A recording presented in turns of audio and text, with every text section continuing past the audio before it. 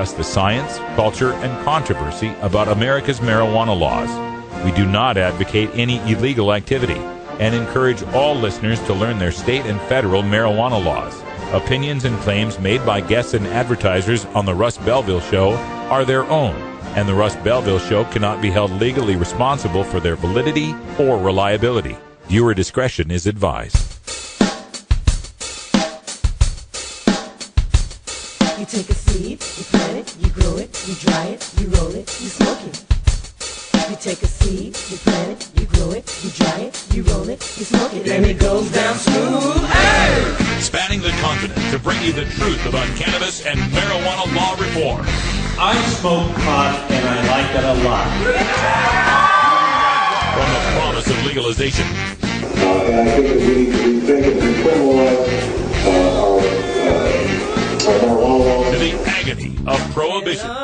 One major responsibility is to encourage people to use less drugs. The Russ Belville Show, the voice of the marijuana nation. Yeah, I hear you had a question for me. Now, here's your host, Radical Russ Belville. Good day, Tokers and Tokats. Welcome to the show. It's show number 107. It's 12/12/2012, and it's got to be 420 somewhere in the world. Glad you could be here with us, me and our co-host here. We got Brian the Red in the studio. How you doing, Brian? I'm doing all right, Russ. Brian is the host of Red Eye's Reggae Flashback. It's coming up tonight, live, Wednesday night, every Wednesday night, 8 p.m. Pacific. What do we got on tap tonight? Tonight, we're going to have kind of a... It's kind of a Marley family kind of show. You know, he's got a lot of children out there, and he himself had several great tracks, so we're going to get into a lot of that.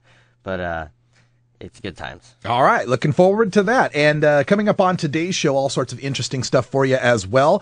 We've got a story we're going to get to in Behind the Headlines today about a United States Marine, a former Marine, served 4 years in Iraq and Afghanistan, who has now served 4 months in a Mexican jail. It's somewhat of a nightmare. It involves the drug cartels and a big misunderstanding, a big mistake. We'll tell you about that in Behind the Headlines. Also, for our Radical Rant today, we're going to take a look at state drug testing for welfare. There's a lot of states that are bringing this up again, and I'm going to give you the 5 reasons it's a stupid, cruel, and ineffective idea. Also on today's show, we got some video for you today. Normally we would have our chat with Dr. Mitch Earlywine in our cannabis Q&A, but this week is Hanukkah, and he's celebrating with his family, the Festival of Lights, so we're going to give him the day off for the holidays, and we're going to give you a couple of videos from our friends. First video from Normal TV. Eric Altieri interviews former New Mexico Governor Gary Johnson, and then we're going to turn things over to Cannabis Cure UK. That's Greg DeHote, who's going to tell us about the story of a Vietnamese gang of 5 convicted for growing a cannabis factory who had to live in slave-like conditions. We'll tell you all about that. But first, we'll get to our 420 headline news. And in today's news, Attorney General Eric Holder is weighing what the U.S. federal policy will be on marijuana legalization in Washington and Colorado. Former President Jimmy Carter says marijuana legalization is the smart move. We'll take a look at cannons. That's right, cannons firing marijuana into America from Mexico. Amsterdam sets up no toking zones in their school areas. And the employers in Fort Collins, Colorado are saying, keep your marijuana at home. All that coming up on the Russ Belville Show, followed by Toker Talk Radio, where we take your calls at 971-533-7111.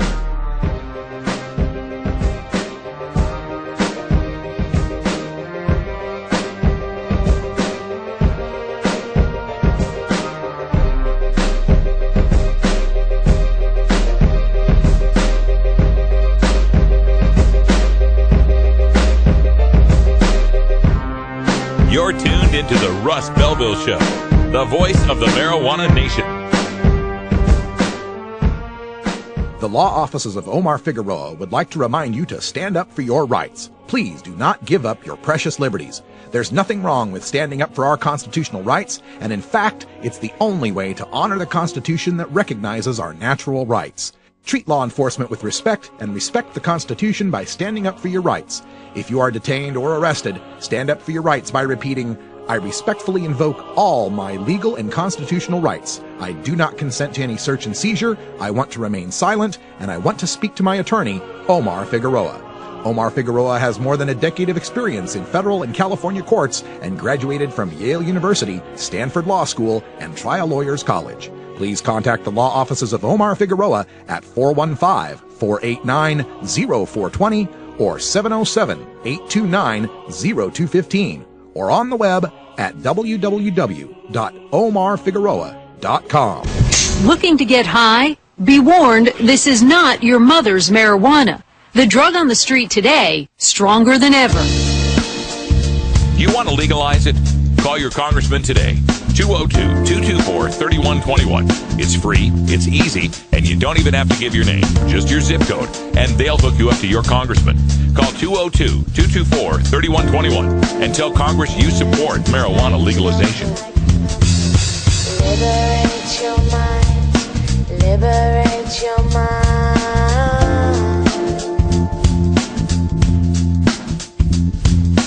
Liberate your mind. Liberate your mind. That's what you got to do. Liberate your mind.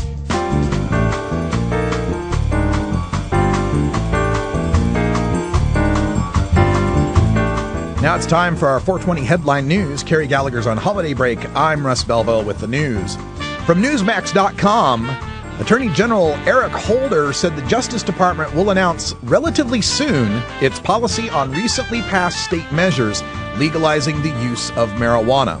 Holder said in response to questions after a speech at the John F. Kennedy Presidential Library in Boston, quote, "There is a tension between federal law and these state laws. I would expect the policy pronouncement that we're going to make will be done relatively soon," end quote. Previously, federal officials have said marijuana remains illegal on the federal level and the Controlled Substances Act will be enforced. Of special concern for state regulators is how to protect state employees who violate federal drug law by complying with state marijuana laws. Reporting from the HuffingtonPost.com, former President Jimmy Carter gave a full-throated endorsement of state efforts to legalize marijuana during an appearance at a CNN forum aired on Tuesday. Former President Carter said, quote, "I think it's okay.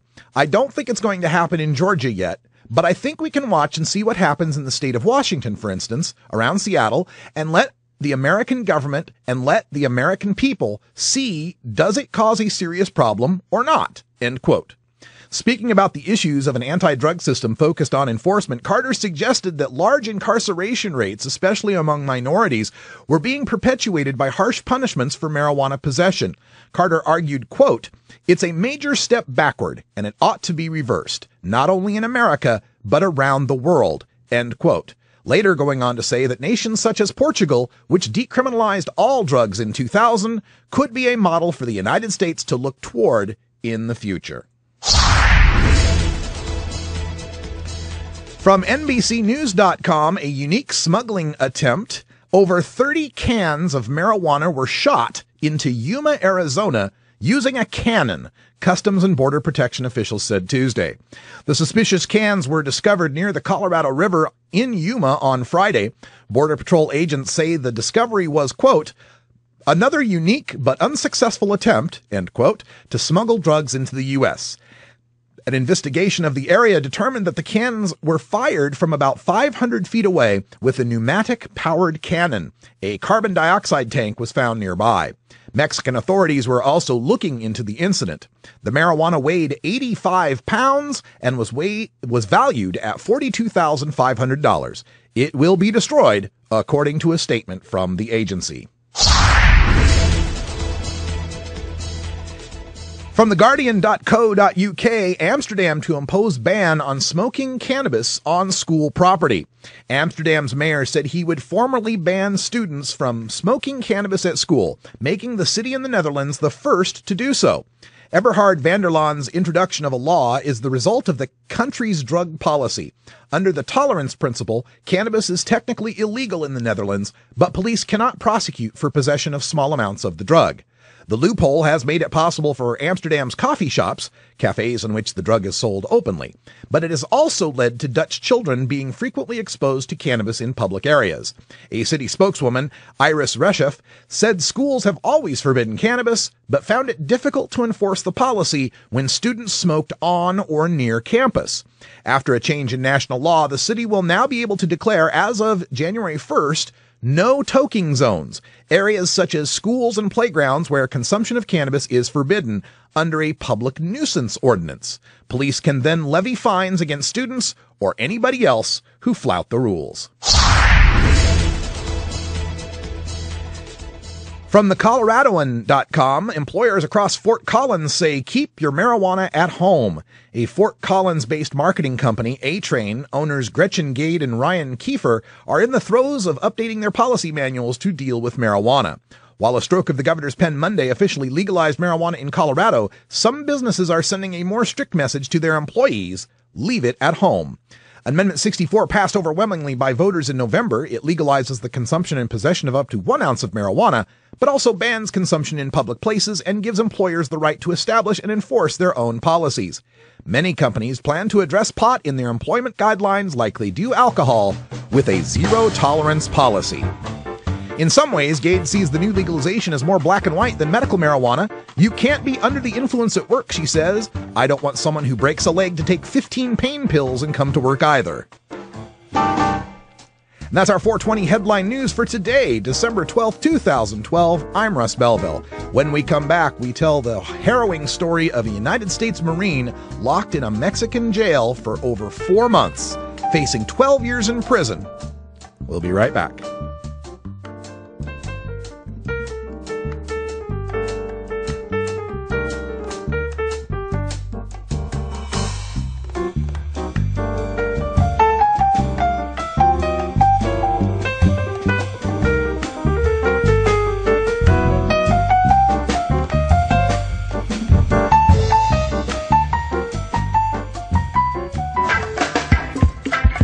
I'm Sub Cool from Team Green Avenger. At TGAgenetics.com, we are working on the leading edge of medical strains. Our strains are rigorously tested for THC, CBD, THCV, and other critical cannabinoids. Know your grow. Check out our genetic diversity at TGAgenetics.com, the home of Jelly Bean, Jack the Ripper, Vortex, and other award-winning cannabis strains.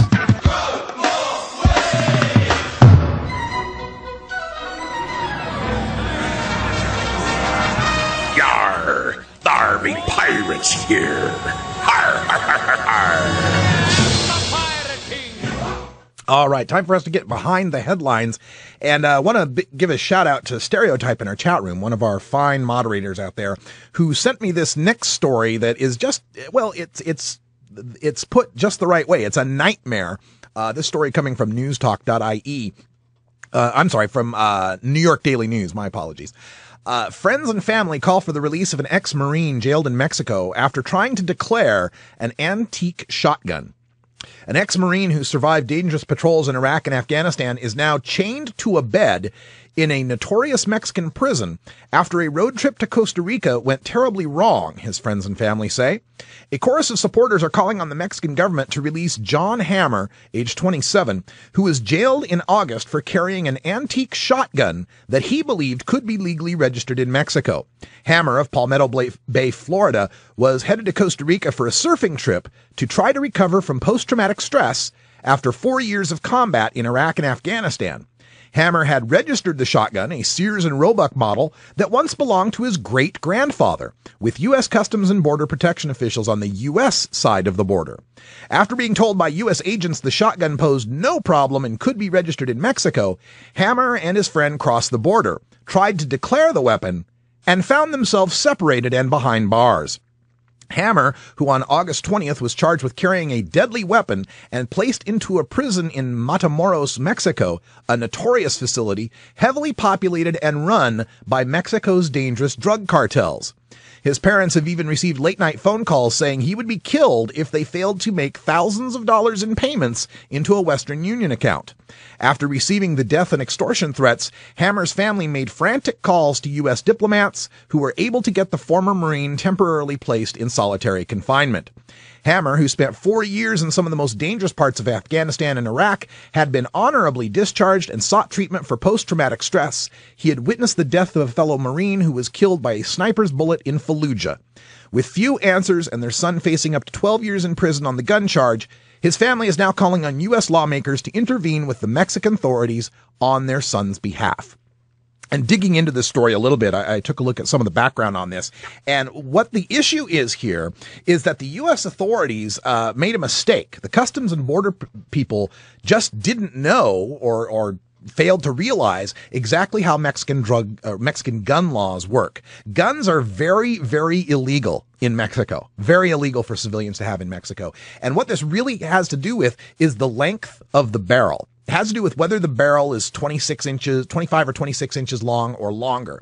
If it were, it's something that as a United States citizen, as someone who has declared it on the U.S. side, could possibly, it wouldn't be such a big deal. I mean, he'd still have some trouble, but he might be able to get past this dangerous weapon situation. Why he's got the problem is that this antique shotgun, this old Sears and Roebuck shotgun that his great-grandfather owned, only has a 20-inch barrel. Right. So it's like it's falling under Mexico's version of whatever you'd call a sawed-off shotgun law. Right. And obviously, this is not the purpose of this gun. It's an antique firearm. And in the United States, we have these laws about antique firearms as well that treat them slightly differently than we would treat any modern firearm, recognizing that they're usually for artistic value, for collector value. They're not often going to be something that is your first choice to go run into battle with, an antique shotgun, for God's sake. So this poor guy, poor Marine, trying to get over his PTS, goes down to Costa Rica to go surfing, reading the background and talking to some of his friends and family. The reporters that talked to his friends and family talked about how he loved surfing, how it was the only thing that could clear his mind, after 4 years in Iraq and Afghanistan, that's how he would calm down and relieve his stress, is to get out there on the open waves and surf in Costa Rica, which is gorgeous. And then this guy, tries to come back in the United States thinking he's done everything right, believing the United States customs officials who told him there wouldn't be a problem. And because of this mistake, now he's in a Mexican jail. Been there since August with the drug cartels and the drug gangs threatening his family, saying, wire us money or we'll kill him in prison. That's what our drug war has wrought here. Okay. I mean, we can talk one side about the gun laws and, whether or not he should have been caught for that, and tell you after yesterday, I'm tired of talking about that. Let's talk about the drug war side of this. The drug war side that makes it so that Mexican gangs, these cartels, have such control they can reach into any prison and kill anyone they want. They can torture, they can murder, and they get away with it with impunity. How about that? And how about, let's also think about whether or not it's a good idea in the first place to be taking firearms like this across international borders. I mean, it's already have a lot of troubles as it is. I could not find more information on that aspect of the story as to what led John Hammer to want to take this firearm across the United States border and into Costa Rica and so forth. So still lots to develop on this story. We'll tell you all about it once we know more. Now, before we go on, I also want to remind folks here that you're listening to the Russ Belville Show, and we are independent marijuana media. We only exist because you want us to. It's through your sponsorships, your donations, that me and Brian and Carrie and Kaliko and John and all of us that do this to one degree or another, it's only through your help and your support that we can do this. I wake up every morning scanning the headlines, researching, putting together statistics and facts. At least once a month, I travel out of state to go present this stuff to people outside of the green states, into the red zones where marijuana is still very, very illegal. We'll be heading to Atlanta, Georgia in March to make this happen. And it can't happen without your support. Even $4.20 a month is going to help us some way. And it's really easy to do. You can do it online. You can do it through PayPal. It can be an automatic deduction that you're not even going to miss it. To make a donation to help us out, if you want to keep independent marijuana media on the air, just go to radicalruss.com/donate and you can join. You can become a VIP member of the Russ Belville Show, which also gives you access to special members only posts on radicalruss.com, access to the downloads for the daily Toker tunes, and plenty more.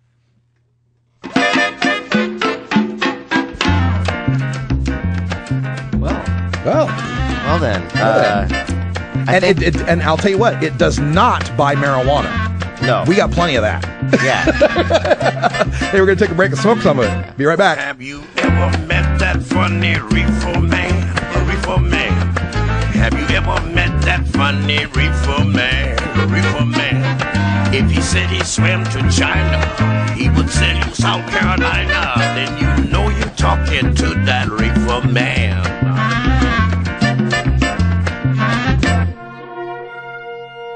Hi, this is Dan Michaels. If you're looking for professional voice talent for your commercial or podcast, I'm your man. Visit danmichaelsaudio.com for more information.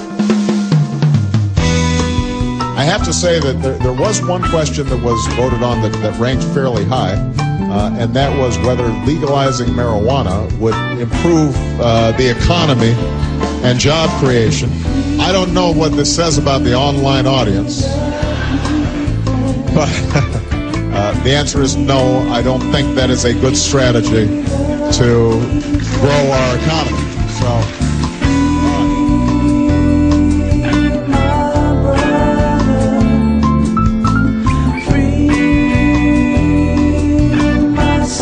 there's nothing funny about nearly 1 million lives wrecked by a marijuana arrest every year, Mr. President. Politely tell President Obama what you think about legalization by calling the White House at 202-456-1111.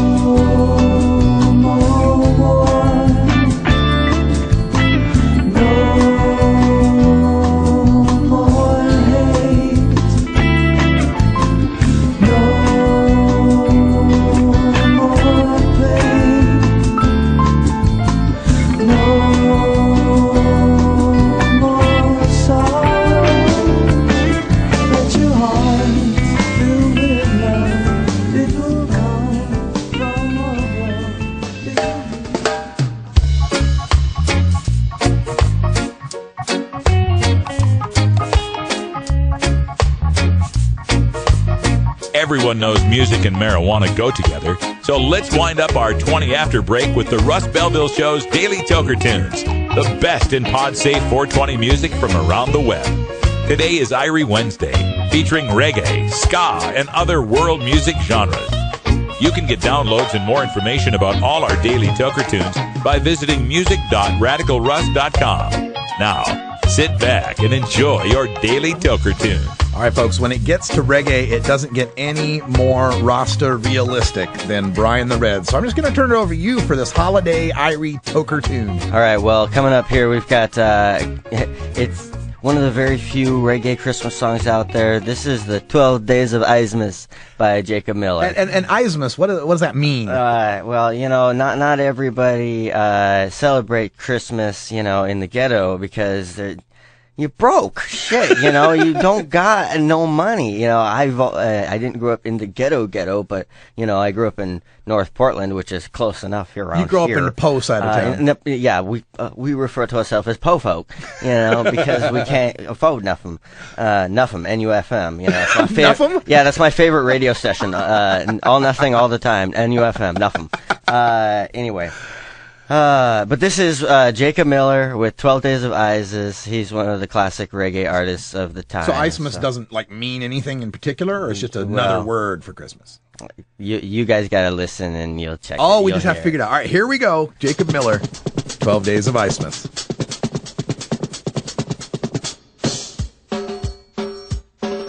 This song is going out to all the rent man, trade board man, all kind of house man.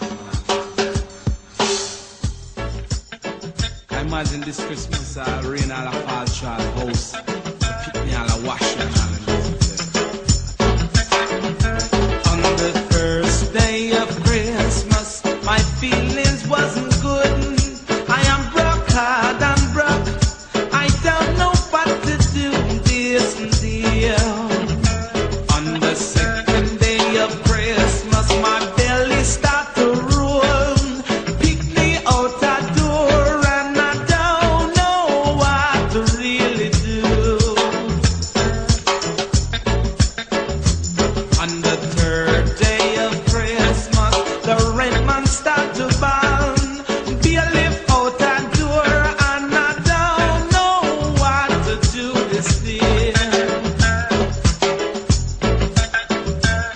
On the fourth day of Christmas, the people whispering, I can't get the privacy and I don't know what to really do. On the fifth day of Christmas, I try and get to work, to sweep out the office, mix little coffee, and I just feeling little better now.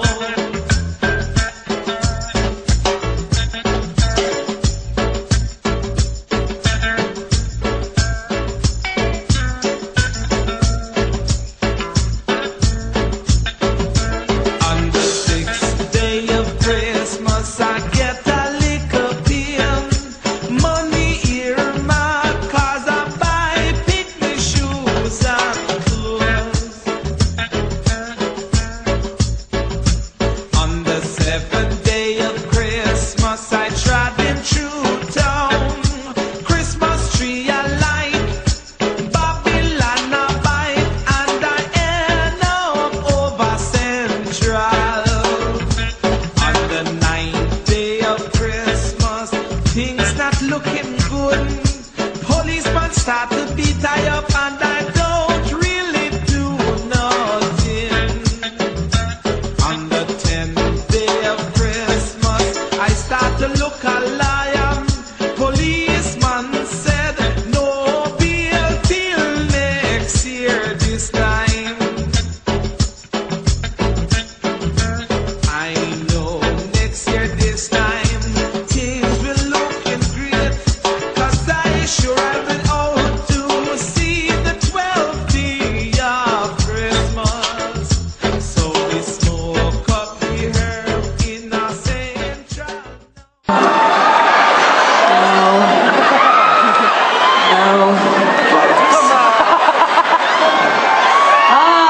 Thank you. Holland, is it real? Don't tease me.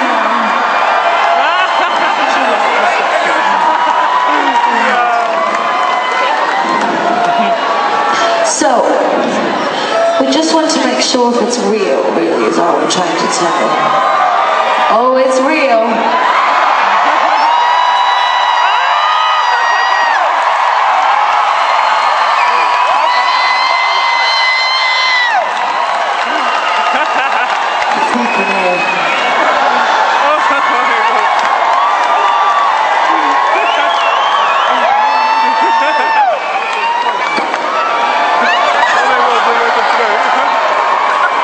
Alright, now let me see. And for those of you who are wondering if I'm high right now, I am not. That is not nearly enough to get me high. We're locking up people that take a couple of puffs of marijuana, and the next thing you know, they got 10 years. They've got mandatory sentences, and these judges just say, they throw up their hands and say, there's nothing we can do. It's mandatory sentences.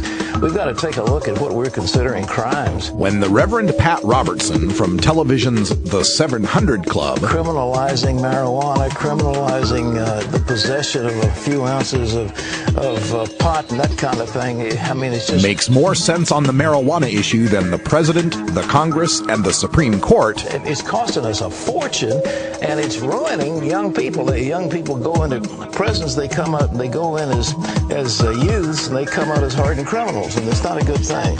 You know we're winning.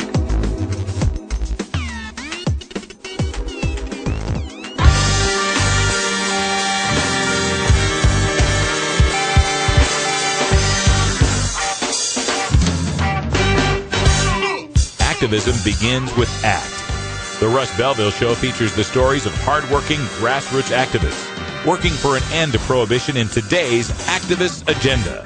All right, welcome back, Tokers and Tokettes. It is Wednesday. Don't check your calendars. It is the right day. And normally at this time, we'd be speaking to Dr. Mitch Earlywine in our cannabis Q&A. But it is the holiday. I'm Eric Altier. It is the holiday season. So Dr. Mitch is celebrating Hanukkah with his wife and family. So he has got the day off.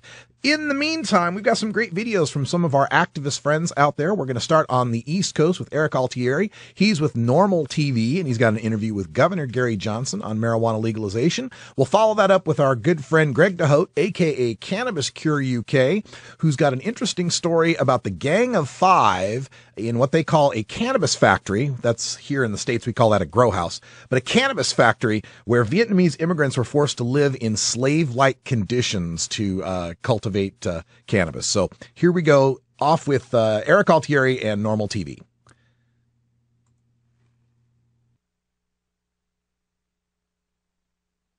I'm Eric Altieri, the Communications Director for Normal, and I'm here with Governor Gary Johnson, Libertarian candidate for president. Eric, good job, man. We're on the verge of making legalization happen, and it's going to be Colorado. And what I want to talk about is, around 1999, you first came out publicly for the support of marijuana legalization.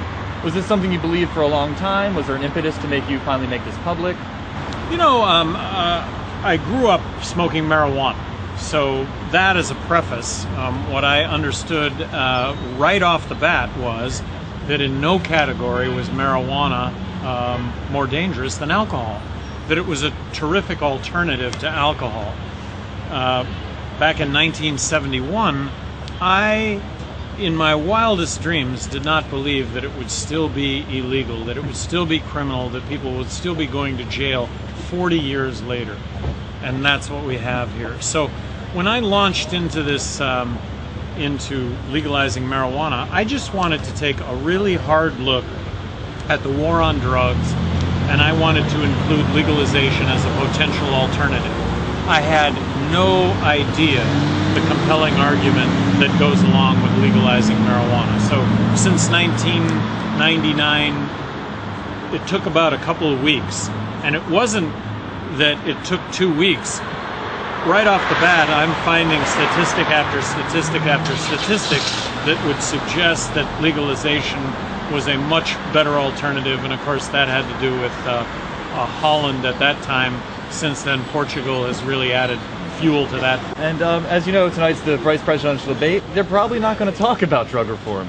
Why do you think that is? And if you have that spot on the stage, what would you like the American people to know about marijuana legalization? Well, that 90% of the drug problem is prohibition related, not use related. That's not to discount the problems with use and abuse, but that should be the focus. So I think we're at a tipping point on this issue. The reason we're at a tipping point on this issue is because everybody's talking about it, finally. So the more we talk about these issues, the better. Why don't we extend this to a whole lot of other issues that we're facing in this country right now, like spending and the entitlements and the endless wars that we find ourselves intervening in. And what would voters expect to be done on the drug war within the first year or so of the Johnson presidency? Well, you'd see, of course, if I'm elected president, who's got the wind at their backs, and what are the people of the United States shouting at Congress? We want meaningful drug reform, and that starts with decriminalizing drugs. It starts with legalizing marijuana. Would you be looking into descheduling marijuana and perhaps... I'm promising to deschedule marijuana as a narcotic. I am promising to set up a process for pardoning individuals who have been convicted on victimless, non-violent drug crime. I'm also pledging to set up a system of review for everybody that is currently incarcerated for those same reasons and would commute those sentences. With, as you probably know, legalization pulling over 50% and decriminalization in the 60s, medical marijuana in the 70s, there are a few politicians other than perhaps yourself, Barney Frank, Ron Paul come to mind, who are openly embracing marijuana legalization and marijuana law reform. Why do you think they're so hesitant to put their foot in the water despite this polling data, which politicians usually live or die by? Well, it's the root of all evil. The root of all evil are politicians that want to get elected or reelected, and in the name of getting elected or reelected, this is the opinion when it comes to marijuana legalization. And these are people with their heads in the sand. They're running for offices that they're supposed to be providing leadership. Well, they're providing no leadership whatsoever on this issue, and on any issue for that matter. This is Gary Johnson. He is the former two-term governor of New Mexico and the Libertarian for president this year. And check him out at GaryJohnson2012.com. And thank you so much for talking to us. And Normal, you rock. You rock. Eric Altieri with Normal TV. Thanks for that video. Let's turn over to Cannabis Cure UK across the pond. What's up, guys? Welcome to Cannabis Cure TV. I'm Greg.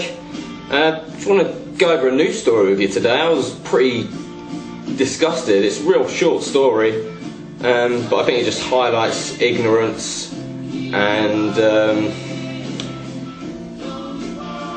the actual failure of prohibition. It highlights the victims of prohibition, and this is going on everywhere in the UK. It's not really as well known about as it should be. I did an interview with someone at the Cannabis Cup last year. I've got loads of footage for you guys, by the way. I did an interview with someone at the Cannabis Cup last year, just a British guy from Stoke, and I said to him, what do you think about the Vietnamese gangs that are growing around in the UK, you know, growing cannabis in the UK, like producing all the dodgy street weed? And he was like, what? No, really? And he had no clue.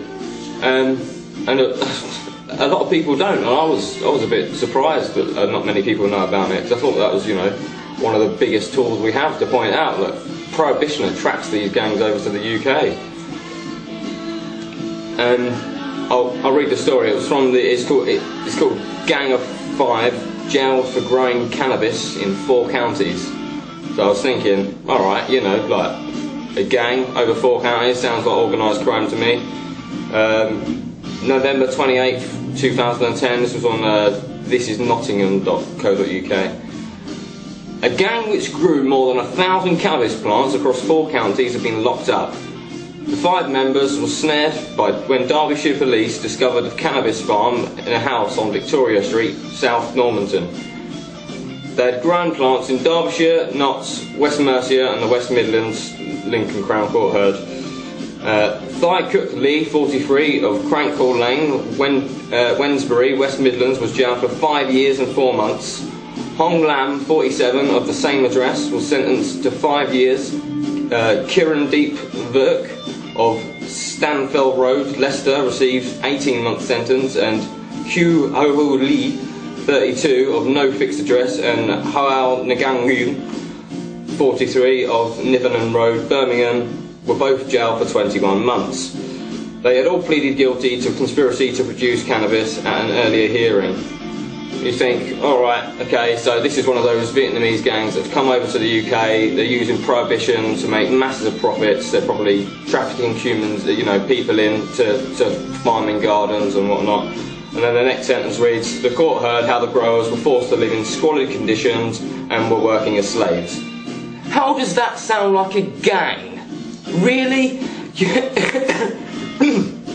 have a headline that a gang are locked up because they're doing a cross-county cannabis growing operation, when actually they've just locked up the people that they found growing in the houses that have been trafficked into the UK under false pretences of a better life, and then they've been locked in a house probably for several years, not ever seeing daylight. If they do anything wrong, they'll probably get pistol whipped or something like that. They could. I've read stories of people having their, you know, throat slit and then being hung upside down and left in warehouses and things like that. People being thrown through skylights. These farmers that are brought over to the UK to grow the weed that a lot of you guys out there are smoking. If you're just buying off someone you don't know, or you just buy it where you can, pick it off of someone else, that tends to be the Vietnamese weed. Investigating Officer Detective Constable Remy Hopkins of Derbyshire Police said this was a long and complex investigation into a widespread organised group who were growing hundreds of thousands of pounds worth of cannabis. Right, so this was an organised group and they chose to live in squalid conditions because they were growing hundreds of thousands of pounds worth of cannabis. Do you listen to yourselves, police? Do you realise that you look and sound like idiots when you do this? I'm only being honest. I really wish you didn't do this, because it makes people like me and other cannabis consumers and people who are needlessly victimised by the law and see you doing stupid things like that, it makes us lose respect for you. And that doesn't help the rest of society now, does it? It doesn't help anything. article finishes by the excellent coordinated investigations by police in 4 different counties have been critical to securing these convictions and sending a strong message to those involved in the supply of drugs. These people weren't involved in the supply of drugs, they were involved in the growing of drugs under slave conditions, in squalid living conditions. You absolutely amaze me when you come out of this stuff, guys.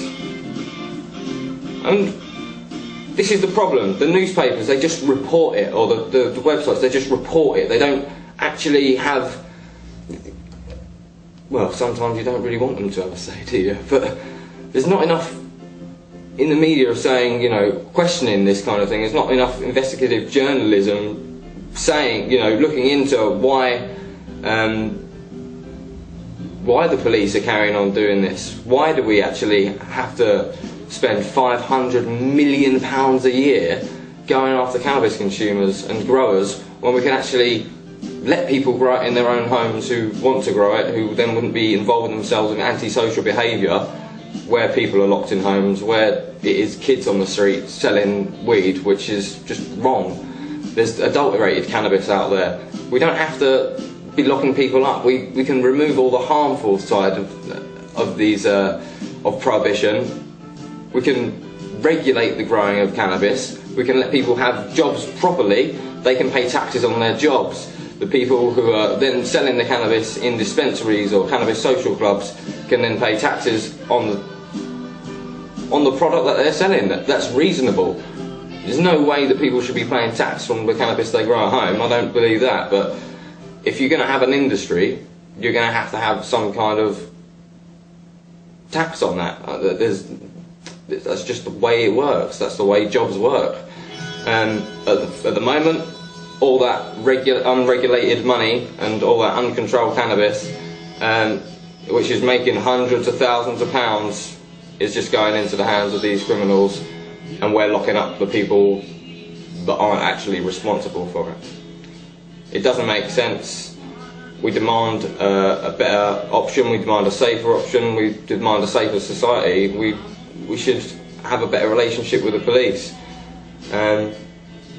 I'd like to know your thoughts on this story, so if you could leave a comment up below, that would be absolutely awesome, and maybe I'll come back and read some of them in the next episode.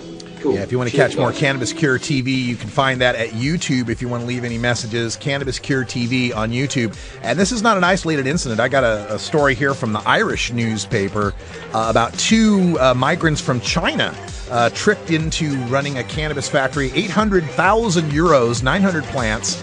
Living conditions described as horrendous, only with a hand basin to wash themselves.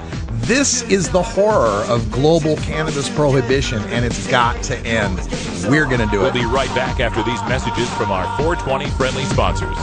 Support these advertisements because their ad money goes straight to the Russ Belville Show. You're tuned into the Russ Belville Show, the voice of the marijuana nation.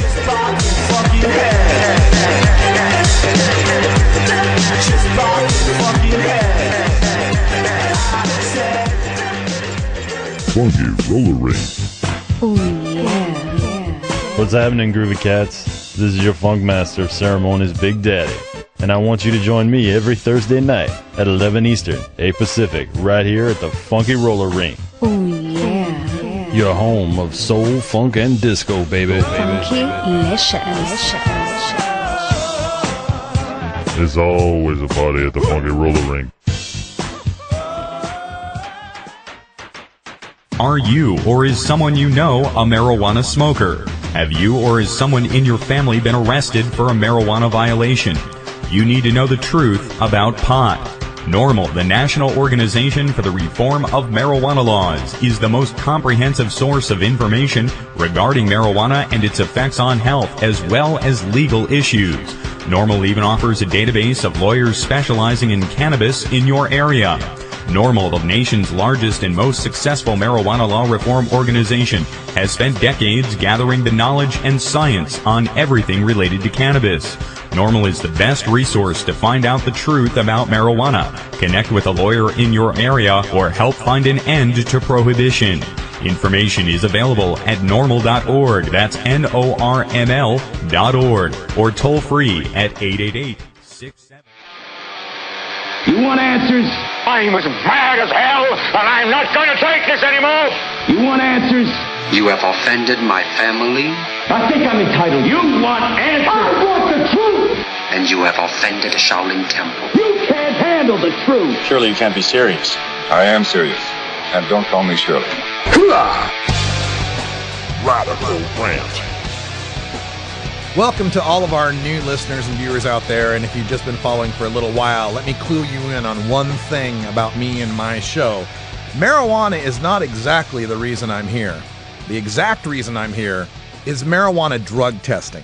Drug testing is my holy grail, the thing that if we defeat drug testing, I will stop doing this show. I will end everything I'm doing, because this is the issue that means the most to me. I am literally in this seat because my entire information technology career was derailed by a drug test. So this next subject, as we get to this, just really offends me. And this is from MSNBC.com, where they're pointing out how more and more states are considering drug testing for welfare bills. Now, this hits me in two ways, because I'm here because of the drug testing put me here for my career, for one thing, short-circuited my career. But the other reason I am here is because of a mom and dad who struggled through alcoholism, my dad's alcoholism and his drug addiction to methamphetamine, speeds. Back then they were crosstops, same idea. But struggled through that as I was a kid. And when I was a kid, as dad was getting fired from different jobs from being a drunk or whatever, we lived on food stamps, WIC, temporary assistance to needy families, help with rent, and all that kind of stuff. So this hits me on a double level, where we're talking about drug testing and we're talking about poverty and poor people and affecting poor people's kids. So excuse me if I get a little angry.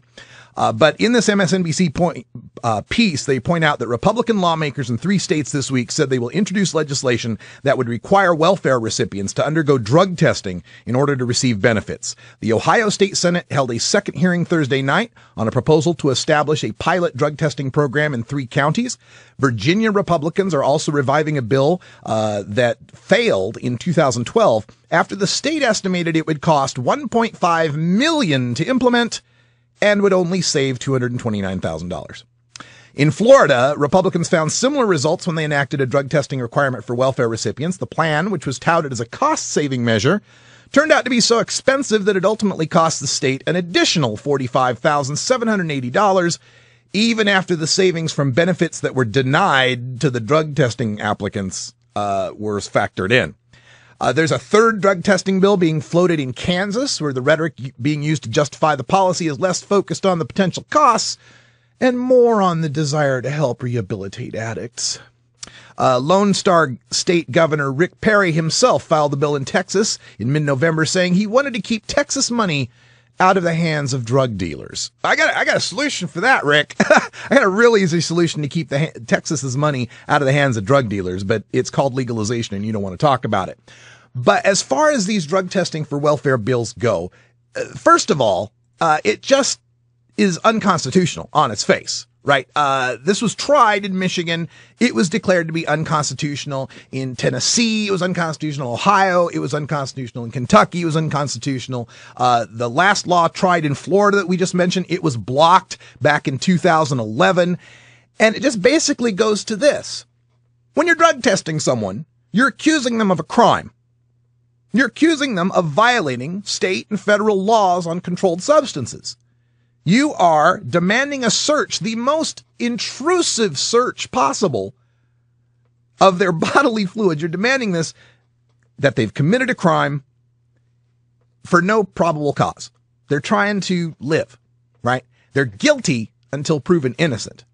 It's just against the Fourth Amendment. It's against the Fifth Amendment. It's against what it means to be an American. The other thing, as pointed out earlier, it costs too much. Florida spent $118,000 because what happens in these laws is they say, all right, well, you have to pay for a drug test to get your welfare, right? You got to pay the cost of the drug test. And then if you're found innocent, if you come up negative, the state reimburses you the cost of that drug test. So if the drug test costs $30, you get the $30 back. All right. So they spent $118,000 reimbursing the overwhelming number of the applicants, almost 4,000 of them, who tested negative for drugs. That's far more money than any money saved by the program, a net cost of over $45,000, right? If you take the people you catch, and think about that too. Here's someone applying for welfare, for assistance, for, whatever. And, they're using marijuana and you catch them. They turn up positive on the drug test. So you don't give them welfare. Now, what do you think they go do? Right? Can't get jobs because of the drug test, right? So they're not going to have any money to feed themselves that way. Can't get welfare or food stamps because of the drug test, so they can't feed themselves. I know, they'll just go quietly into the night and not bother anybody. Idaho Department of Health and Welfare did a study on this. Cost to drug test welfare recipients would outweigh the savings. This is from the Associated Press. Idaho's study estimates that if all 10,500 people in Idaho's child care assistance and temporary cash assistance programs were tested, the costs of the tests and subsequent treatment of those with positive results would range from 1.2 to 1.3 million. Savings, however, would total just 1.1 million. You lose money on it. And New York and Maryland concluded that randomly drug testing welfare recipients is, quote, not cost effective. Both states have tried it. We don't need to reinvent the wheel here. Medical experts, when you ask them about this, overwhelmingly oppose the drug testing of welfare recipients. The Center for Addiction and Mental Health recommended against implementing random drug testing of welfare recipients. They believed that there was little benefit to testing and that the stigma associated with testing impacted those on welfare negatively. They recommended that resources be allocated toward better training for government workers to detect signs of substance abuse and mental disorders, as well as to greater assistance and treatment to those who need help. In addition, mandatory drug testing of welfare recipients is opposed by the American Public Health Association, National Association of Social Workers, National Association of Alcoholism and Drug Abuse Counselors, American College of Obstetricians and Gynecologists, National Council on Alcoholism and Drug Dependence, National Association of Maternal and Child Health Programs, National Health Law Project, National Association on Alcohol, Drugs and Disability, National Advocates for Pregnant Women, National Black Women's Health Project, National Legal Action Center, National Welfare Rights Union, Youth Law Center, Juvenile Law Center, and National Coalition for Child Protection Reform. And what this really goes to is a need by some people to demonize the poor and to have this moral judgment on poverty as if you deserved to be poor. It must have been something you did, and it's probably drugs. And we got to find a way to punish you and fix you for your own good. That's what really gets into this idea that we need to punish them somehow. The poor, by those little, feeble-minded poor people, they're no good. They can't do nothing right for themselves. Let's do it for them. Let's fix their lives for them. We'll fix the poor. We'll drug test them and force them into rehabs, and everything will be just fine. The problem is, turns out welfare recipients are no more likely to use drugs than the general population. And in fact, in Florida, when that same Florida study where they lost $45,000, they found welfare recipients who tested positive for drugs was 3 times lower than the rate of all drug users in Florida. 3 times lower. Only 2.6% of the applicants tested positive for illegal drugs, a rate that was 3 times lower than the 8.13% of all Floridians. Now, people might say, well, see? Now there it worked. There it worked because people didn't do drugs before they tried to get welfare. Okay, let's posit that that's a possibility. So they stopped using marijuana long enough to test negative, got the welfare, and now what do you think's going on? So what do we do now? We do weekly tests for the marijuana? How much is that going to cost? Random tests for the marijuana? How much is that going to cost? And it begs the question, if someone can stop using marijuana for a period of time long enough to pass the test, how much of a damn problem is it in the first place? Another study, National Institute of Health, in the National Institute on Alcohol Abuse and Alcoholism, Proportions of welfare recipients using, abusing, or dependent on alcohol or illicit drugs are consistent with proportions of both the adult U.S. population and adults who do not receive welfare. Taking drugs is the same whether you got a job, you don't got a job, you're rich, you're poor. There's a certain number of people who take drugs. End of story. It's science. You're entitled to your own opinion. You're not entitled to your own facts. In Michigan, 10% of welfare recipients tested positive for drugs, a number consistent with drug use of the general population. Only 3% tested positive for hard drugs, such as cocaine and amphetamines, rates that are in line with drug use rates of the general population. So the rest, mostly testing positive for marijuana. And again, consider also the medical benefit of cannabis and how many people in poverty might actually be using this instead of, call your doctor, ask your doctor about, Damitol or whatever the next pill is. It wasn't that way in my family. It wasn't until I was 22 years old till I used marijuana, but talking to Brian and talking to other folks who grew up around that, it's a very real thing when people can't afford their general, go see the doctor. In my world, growing up, go see your doctor was, are you bleeding right now? Is there bones sticking out? Right? That was go see your doctor. Anything less than that was Vicks Vapo Rub. Okay. So yes, a lot of people in poverty might actually be using marijuana for its medicinal purposes. And the final thing I want to get to this is the personal moral issue of it, because there's a lot of people when they hear about this, drug test for welfare, their reaction is, well, I got to pass a drug test to get my job. These people sponging off welfare ought to have to pee in a cup too. Look, the reaction to your oppression should not be to oppress others. It should be to overturn you having to take the pee test to get your job, not to turn to people that are in a lower state than you and subject them to the same oppression you feel. Let's work together to end this drug testing altogether, because we all know it doesn't work. It does not work. All it does is keeps the incomes and the progression and the power of a certain group of people lower than it naturally should be. And even despite prohibition, we see a lot of people who are marijuana and drug aficionados, Steve Jobs, all sorts of people rising to positions of prominence, Richard Branson, and money and power and influence, Peter Lewis, all these people, Bill Clinton, all these people for whom their marijuana use or their drug use, in a lot of cases, cocaine, Barry Obama, I'm looking at you, didn't lead to a big problem for them. And this drug testing, had it been in effect in a young Bill Clinton's life, in a young Newt Gingrich's life, had some of these laws been applied as equally to the white suburbs as they had been to the inner cities, a lot of these politicians wouldn't be in the position they're in today, wouldn't have the jobs they have today. Why are we keeping down the next possible great president of the United States over whether or not they smoked weed on the weekend and now they can't get the position at the law school or the job or the internship or the scholarship they needed? This is insane, and trying to push this insanity further down the economic scale to the poor, the least able in our society to maintain any sort of upward mobility, is the worst sort of cruelty.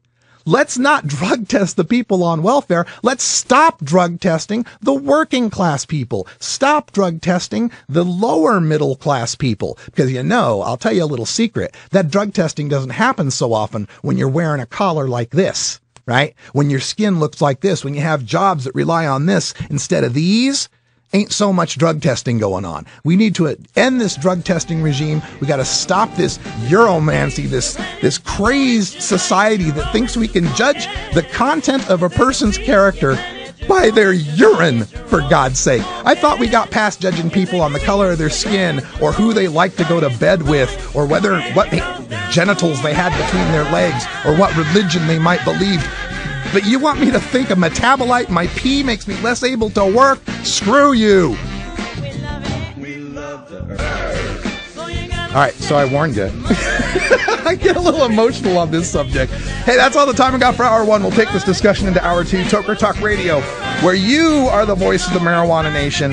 For Brian the Red, I'm Radical Russ. Thanks for joining us. Until next time, take care of each other, tokers.